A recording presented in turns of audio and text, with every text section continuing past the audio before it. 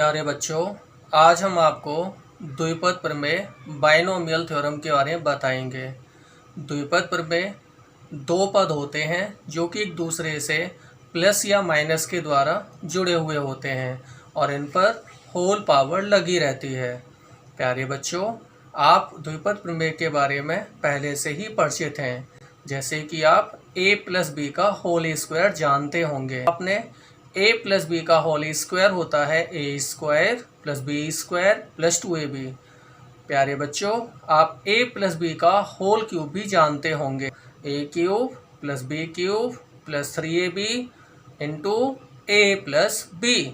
लेकिन बेटा, जब a प्लस बी पर 3 से ज़्यादा पावर लगा दी जाती है तब उसका विस्तार कितना होगा, शायद ये आप अभी नहीं जानते होंगे। तो आज हम इन्हीं सवालों के जवाब लेकर के आ रहे हैं। तो बेटा तैयार हो जाइए आप द्विपद प्रमेय के बारे में जानने के लिए। द्विपद प्रमेय के बारे में जानने के लिए पहले बेटा बनाना सीखते हैं पास्कल त्रिभुज, पास्कल ट्रायंगल। तो पास्कल त्रिभुज बनाने के लिए बेटा पहले 1 लिखते हैं। जिस तरह से त्रिभुज की साइड में फैलाव होता है वैसे ही लिखना है। फिर 1 1, फिर इन दोनों का टोटल बीच में लिखना है। फिर यहाँ 1 1 आएगा। जिस तरह ट्रायंगल फैलता जाता है वैसे फैलाते जाना है। फिर इन दोनों का सम इनके मिड में आएगा, इन दोनों का सम इनके बीच में आएगा। फिर 1 1 यहाँ पर 4 आएगा, इन दोनों का सम 6 आएगा, यहाँ इन दोनों का सम 4 आएगा। फिर 1 1 इस तरह से फैलाव होता जा रहा है बेटा। एक लाइन हम और बनाकर दिखा रहे हैं। इन दोनों का सम 7, यहाँ पर इनका सम 21, 35, 35, 21, 7, 1 1। तो प्यारे बच्चों, सीख गए आप पास्कल त्रिभुज बनाना। पास्कल त्रिभुज बनाने के बाद बेटा हम देखते हैं पास्कल त्रिभुज से कैसे विस्तार किया जाता है। जैसे कि बेटा हमें a प्लस बी का होल स्क्वायर, इसका विस्तार करना है। तो पहला पद है यहाँ पर a, उस पर होल पावर लगाएंगे जो कि 2 है। सेकंड वाला जो टर्म है उस पर पावर 0 आएगी। अब हम पहले वाले टर्म की पावर कम करते जाएंगे, दूसरे वाले पद की पावर उतने ही बढ़ाते जाएंगे। जैसे कि यहाँ पर अगले टर्म में पावर a की हो जाएगी घट के 1, b की बढ़कर हो जाएगी 1। इसकी एक पावर कम हुई है, इसकी एक पावर बढ़ गई है। अगले वाले टर्म में और भी कम करेंगे तो कम होकर के हो जाएगी 0 और इसकी बढ़कर हो जाएगी 2। तब तक ही हमें विस्तार करना है जब तक कि पहले वाले टर्म की पावर हाईएस्ट पावर से 0 नहीं हो जाती। दूसरे वाले टर्म की पावर जो होल पावर दी गई है उससे मैच नहीं कर जाती, तब तक हमें विस्तार करते जाना है। अब बेटा जो इनके गुणांक हैं वो हमें लेने हैं पास्कल ट्रायंगल से, और 2 घात के लिए हमारा ये वाले गुणांक काम करेंगे। पहले वाले के लिए गुणांक होगा 1, दूसरे वाले के लिए गुणांक होगा 2 और थर्ड वाले के लिए गुणांक होगा 1। गुणांक मतलब गुणा का अंक, सभी के बीच में प्लस लगाना है। तो आप देख सकते हैं ये हो गया हमारा a स्क्वायर, क्योंकि 1 का मल्टीप्लाई होने पर a स्क्वायर आएगा। किसी की भी पावर 0 हो तो उसका मान 1 हो जाता है। तो ये सॉल्व होकर आया a स्क्वायर, ये सॉल्व होकर आएगा 2ab और ये सॉल्व होकर के आएगा a की पावर 0 से 1 होगा b स्क्वायर। तो देखिए बेटा a प्लस बी का होल स्क्वायर का फॉर्मूला आपने यही पढ़ रखा है। अब देखते हैं a प्लस बी का होल क्यूब कितना होगा। फिर से वही करना है। पहले वाले टर्म पर हाईएस्ट पावर 3, सेकंड वाले टर्म पर पावर 0। पहले की कम करते जाना है, दूसरे वाले की उतने ही बढ़ाते जाना है, और ऐसा तब तक करना है जब तक कि पहले वाले टर्म की पावर 3 से घटकर 0 नहीं हो जाती। करिए तो बेटा ये हो जाएगा अगले टर्म में a स्क्वायर, b की पावर 1, a की पावर 1, b की पावर 2, a की पावर 0, b की पावर 3, यही लास्ट टर्म होगा। गुणांक काम करेंगे 3 के लिए। ये सेकंड वाला जो हमारा पास्कल त्रिभुज में नंबर होता है वही बताता है कि ये कितने की पावर पर काम करेगा। ये होल स्क्वायर के लिए, होल क्यूब के लिए, होल 4 के लिए, होल 5 के लिए, होल 6 के लिए सेकंड टर्म बताता है कि वो किस के गुणांकों के लिए हमारी लाइन काम करेगी। तो बेटा यहाँ पर गुणांक ले लेते हैं। तो गुणांक होगा पहले का 1, अगले का 3, नेक्स्ट 3, यहाँ 1, सभी के बीच में प्लस लगाएंगे और आप देखेंगे तो फर्स्ट टर्म सॉल्व होकर के आएगा a क्यूब, 1 है ये भी 1 हो जाएगा, ये सॉल्व होकर आएगा 3a स्क्वायर b, ये हो जाएगा 3ab स्क्वायर, और ये पावर 0 होने की वजह से 1 होगा तो ये सॉल्व होकर आएगा b क्यूब। आपने a प्लस बी का होल क्यूब का फॉर्मूला यही पढ़ा है, बस बुक में इसको याद करवाने के लिए इन दोनों को कॉमन ले करके टर्म को इजी बना दिया जाता है। कुछ इस तरह से लिखा रहता है a क्यूब, यहाँ पर आता है प्लस b क्यूब, इन दोनों में से कॉमन ले लिया जाता है 3ab, तो यहाँ पर बचता है a प्लस बी। आपने बुक में इसका फॉर्मूला इस तरह से याद किया हुआ है। अब देखते हैं बेटा, अगर पावर हमारी और भी ज़्यादा हो जाती है तब हम किस तरह से करेंगे।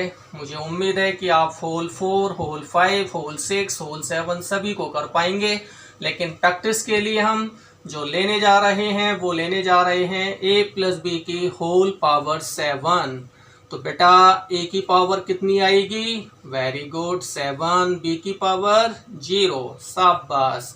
अब हमें पहले वाले टर्म की पावर को कम करते जाना है, सेकंड वाले टर्म की पावर को बढ़ाते जाना है। तो अगला टर्म होगा a की पावर 6, b की पावर 1, अगला होगा a की पावर 5, b स्क्वायर, और नेक्स्ट टर्म होगा a की पावर 4, b क्यूब, अगला होगा a क्यूब, b की पावर 4, a स्क्वायर, b की पावर 5, a, b की पावर 6, और नेक्स्ट टर्म हो जाएगा a की पावर 0, b की पावर 7।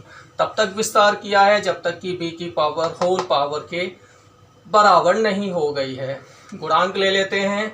गुणांक कौन सा काम करेंगे, तो हमने बताया जो सेकेंड टर्म है पास्कल ट्रायंगल के अंदर वही हमारा होल पावर को विस्तार करने में काम करता है। तो यहाँ पर ये वाली लाइन काम करेगी, तो इसका गुणांक होगा 1, इसका होगा 7, 21, 35, 35, 21, 7, 1, सभी के बीच में प्लस का साइन आएगा, और इस तरह से बेटा इसका विस्तार जो आएगा वो फाइनल होगा। जैसे इसको सॉल्व करेंगे तो a की पावर 7, 7, a की पावर 6b, 21, a की पावर 5, b स्क्वायर, 35, a की power 4, b cube, plus 35, a cube, b की पावर 4,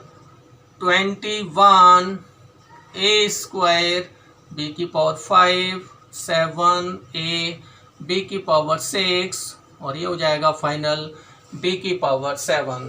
तो प्यारे बच्चों, आप यहाँ से किसी भी पावर को ओपन कर सकते हैं। अब आपके मन में एक प्रश्न उठ रहा होगा कि अगर पावर हमारी बड़ी हो जाती है तो कैसे करेंगे। तो बेटा उसके लिए फिर हम आपको अगले वीडियो में जानकारी देंगे कि जब पावर हमारी बहुत बड़ी हो जाती है उसका विस्तार कर पाना, जैसे कि 10 को क्रॉस कर जाएगी, तो फिर हम कैसे करते हैं तो वो हम आपको अगली वीडियो में बताएंगे। फिलहाल हम जानना चाहते हैं कि बेटा अगर बीच में साइन प्लस नहीं माइनस है तो क्या करना है। तो बेटा उसके लिए सिर्फ आपको ये करना है कि अल्टरनेट प्लस माइनस लगाने हैं। फॉर एग्जाम्पल अगर ये प्लस नहीं यहाँ पर माइनस है तो फर्स्ट टर्म हमारा प्लस रहेगा, सेकंड टर्म माइनस आएगा, फिर प्लस, फिर हमारा माइनस, फिर प्लस, फिर माइनस, फिर यहाँ प्लस, और ये बेटा minus, plus, minus, plus, minus, plus, minus, plus और माइनस। तो बेटा अगर माइनस है तो अल्टरनेट में प्लस माइनस आते हैं, और अगर बीच में साइन प्लस का है तो सारे टर्म में प्लस ही रहता है। तो मुझे उम्मीद है कि आपको विस्तार करना समझ में आ गया होगा। बेटा अब द्विपद प्रमेय में हम देखते हैं कि महत्वपूर्ण बिंदु, तो सबसे पहला महत्वपूर्ण बिंदु है कि बेटा द्विपद प्रमेय में पदों की संख्या होती है n+1। अगर a प्लस बी पर होल पावर n लगी है तो पदों की संख्या n+1 आएगी। जैसे कि होल स्क्वायर में पदों की संख्या अगर हम देखें तो बेटा काउंट करने पर 1 2 3। होल क्यूब में देखें तो पदों की संख्या है 1 2 3 4। जितनी पावर है उससे एक ज़्यादा, 2 है तो 3, 3 है तो 4। अगर पावर 4 होगी तो पदों की संख्या होगी 1 2 3 4 5। 5 वाले में 1 2 3 4 5 6, एक ज़्यादा होती है। तो द्विपद प्रमेय पदों की संख्या n+1। दूसरा महत्वपूर्ण बिंदु है प्रत्येक पद की घात n होती है। अगर हम किसी भी पद की घात देखें तो वो होल पावर जो लगी है उसी से मैच करेगी। पहले पद की घात यहाँ 2 है, सेकंड टर्म में 1, ये 1 इसकी दोनों मिलाएंगे तो 2 हो जाएगी, थर्ड वाले की भी 2 है, तो सारे पदों की घात 2 है। यहाँ पर होल पावर 3 है तो सारे पदों की घात 3 होगी। पहले पद की घात 3, दूसरे की दोनों की घातें मिला के 3, यहाँ भी 3, यहाँ भी 3। तो सारे पदों की घातें सेम रहती हैं, और जो पावर का योगफल रहता है वो दिए गए होल पावर के बराबर होता है। तो प्रत्येक पद की घात n होती है होल पावर n होने पर। तीसरा महत्वपूर्ण बिंदु, प्रारंभ से तथा अंत से समदूरस्थ पदों के गुणांक समान होते हैं।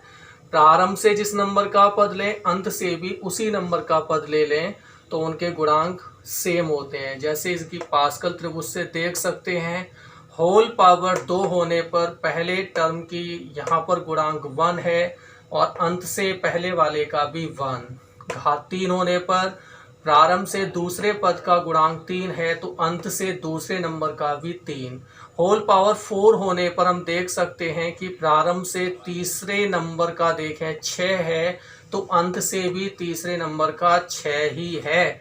अगर हम होल पावर 7 में देखें तो प्रारंभ से तीसरे नंबर का गुणांक 21 है तो अंत से भी तीसरे नंबर का गुणांक 21 ही आएगा।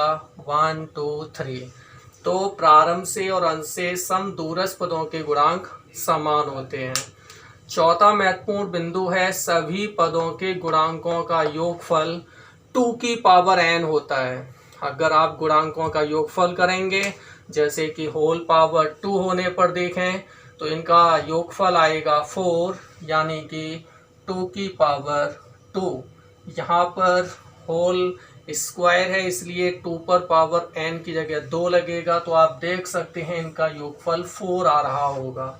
अगर हम होल क्यूब की बात करें तो यहाँ पर 2 की पावर 3 लगेगी, क्योंकि होल क्यूब के गुणांक हैं, और इन सब गुणांकों का आप टोटल करेंगे तो 4 और 4 ऐड करेंगे तो 8। 2 की पावर 3 भी 8 ही आता है। अगर हम होल 4 का देखें तो बेटा यहाँ टोटल होगा 5, ये भी टोटल होगा 5, 5 और 5 10, प्लस करेंगे तो 6 यानी कि 16, और होल पावर 4 थी इसीलिए फॉर्मूले से योगफल निकालें तो 2 की पावर 4 और आप देखेंगे तो वो भी आएगा 16। तो किसी भी पावर को ले सकते हैं, उसके सभी पदों के गुणांकों को जोड़ेंगे तो आप टोटल आएगा 2 की पावर n। लास्ट महत्वपूर्ण बिंदु, पांचवा, मध्य पद कैसे निकालते हैं। द्विपद प्रमेय में मध्य पद निकालने के लिए हमको देखना होता है कि जो घात है वो सम है या विषम। अगर घात हमारी सम लगी है तो बीच में बेटा एक ही पद होगा। जैसे कि घात 2 पर एक ही पद आ रहा है बीच में, घात 4 होने पर 2 इधर से छोड़ेंगे 2 इधर से तो एक ही मिलेगा। घात 6 होने पर 3 इधर से छोड़ेंगे 3 इधर से जोड़ेंगे तो बीच में एक ही पद मिलेगा। तो घात सम होने पर सिर्फ एक ही पद मिलता है और वो होता है n+2/2वां पद। n के जगह वैल्यू लगाते हैं, जैसे कि होल पावर अगर 4 दी गई है तो यहाँ पर n के जगह 4 लगेगा, 4 + 2 अपॉन 2 यानी कि 6/2 तीसरे नंबर का। तो आप देख सकते हैं इसमें तीसरे नंबर का जो पद होता है यही मिड में आता है, बीच में यही पद मिलता है। अगर पदों की संख्या विषम है तो वहाँ पर बीच में एक पद नहीं बल्कि दो पद आते हैं। जैसे कि होल पावर 3 होने पर एक इधर से छोड़ेंगे एक इधर से, तो बीच में दो पद आएंगे। होल पावर 5 होने पर दो इधर से छोड़ेंगे दो इधर से छोड़ेंगे, तो बीच में दो टर्म आएंगे, एक नहीं आएगा। एक तब आता है जब घात सम होती है। घात विषम होने पर दो मिलते हैं। और वो कौन से नंबर के होते हैं? वो होते हैं बेटा n+1/2वां पद और n+3/2वां पद। जैसे कि हम देख सकते हैं होल पावर 5 होने पर n क्या गया 5 लगाएंगे तो 5 + 1/2 यानी कि 6/2 तीसरा पद। तो 1 2 3 तीसरा पद मिड में आ रहा है और यहाँ पर लगाएंगे 5 + 3/2 यानी कि 8/2 4। तो तीसरा और चौथा, तो 1 2 3 और 4 तीसरा और चौथा ही मिड में होगा। तो घात विषम होने पर आप पता लगा सकते हैं कि बीच में पद जो होंगे मिड टर्म वो कौन कौन से होंगे। तो बेटा आज आपने द्विपद प्रमेय के बारे में सीखा और मुझे उम्मीद है कि आज आप सीख चुके होंगे कि द्विपद प्रमेय की सहायता से हम किस तरह से विस्तार करते हैं, और उसके बारे में कुछ महत्वपूर्ण बिंदु भी हमने आपको बताए, वो भी आपको अच्छे से समझ में आए होंगे। मिलते हैं बेटा अगली कुछ और जानकारियां लेकर के, तब तक के लिए गुड बाय।